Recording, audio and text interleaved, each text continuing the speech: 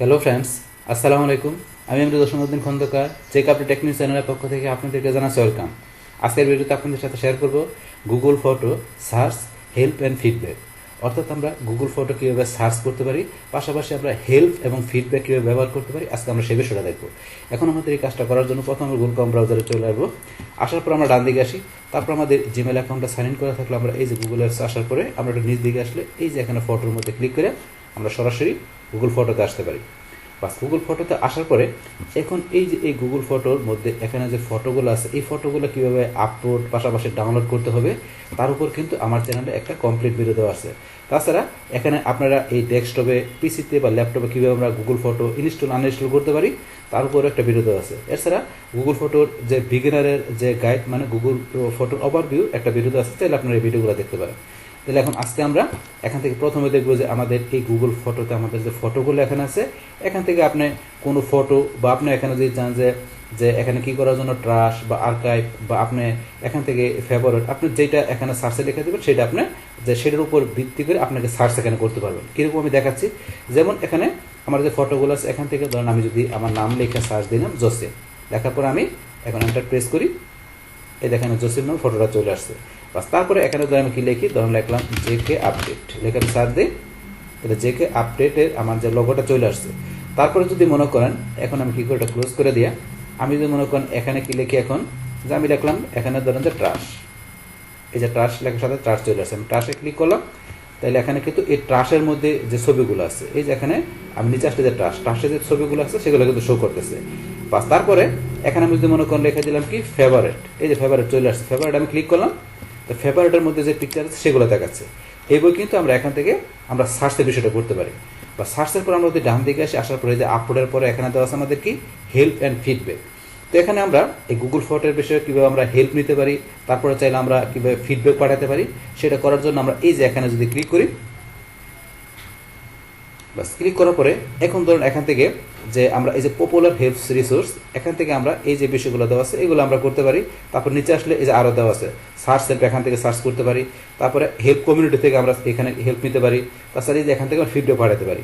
তো আমরা উপর থেকে এই বিষয়গুলো একটু দেখে নিই প্রথমে, যেখান থেকে আমরা মনে করেন কি দেখলাম create and edit photo album. তাহলে ফটো অ্যালবাম তৈরি করে এডিট করার বিষয়টা করার জন্য কীভাবে করতে হবে, আমরা যদি এখানে ক্লিক করি, ক্লিক করার পরে এই ধরেন এখানে আপনি একটু পরে দেখবেন টিপস দেওয়া আছে।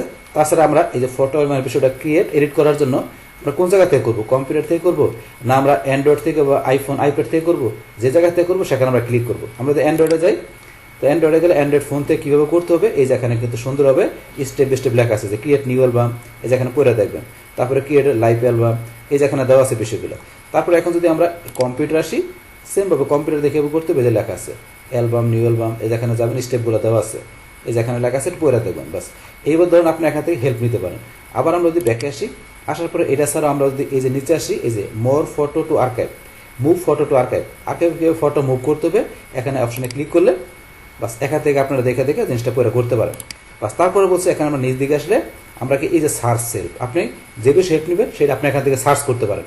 যেমন এখানে আমি কি লিখলাম, যে এখানে মনে করেন আমি লিখলাম যে ধরেন কি লিখলাম, এখানে লিখলাম how to lock folder, to lock folder, কীভাবে লক মানে ফোল্ডার লক করতে হবে।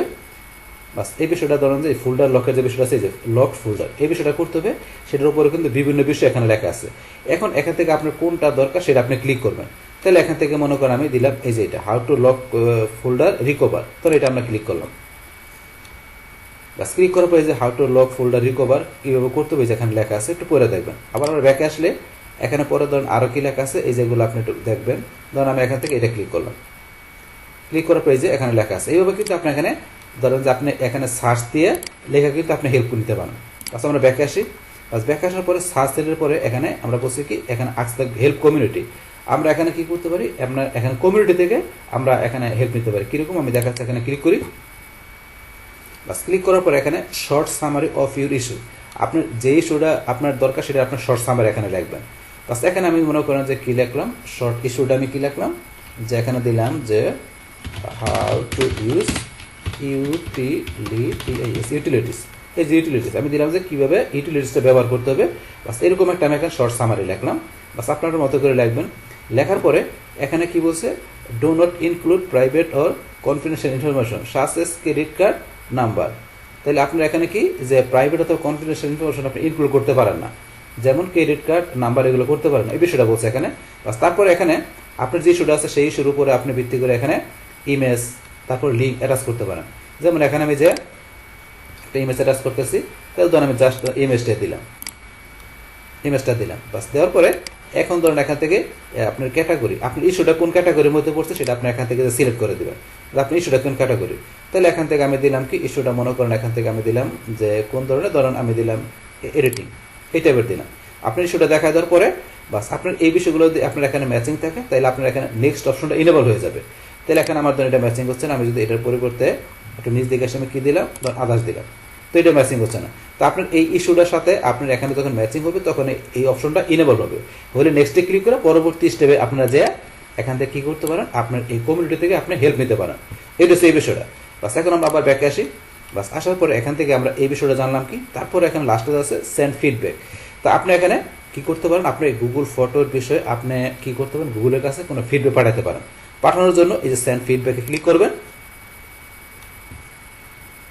ক্লিক করার পরে এখানে যে অপশনটা চলে আসছে, বাস আসার পরে এখানে এই যে আপনার ডিসক্রাইব ইউর ফিডব্যাক, আপনি এখানে ডিসক্রাইব করবেন আপনার ফিডব্যাকটা, আপনি যে কি বিষয়ে আপনার গুগলকে কি করতে চান, আপনি ইনফর্ম করতে চান, সেই ফিডব্যাকটা আপনি এখানে লিখতে হবে, যে আপনি এখানে লিখবেন।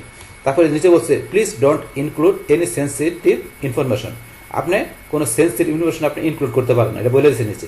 তাহলে এখানে ধর আপনি ডিসক্রাইব করেন ফিডব্যাকটা করার পরে তারপর আপনি এখান থেকে এই যে we may email you more information on our update, তো এটা আপনি এখানে আসলে আপনার আরও ইনফরমেশন বা আপডেটের জন্য আমরা কি করতে ইমেল পাঠাতে পারি, তাহলে আপনি এটা টিকমার্ক দিয়ে দেবেন। বা দেওয়ার পরে আপনি এখান থেকে তারপর নেক্সটে ক্লিক করবেন।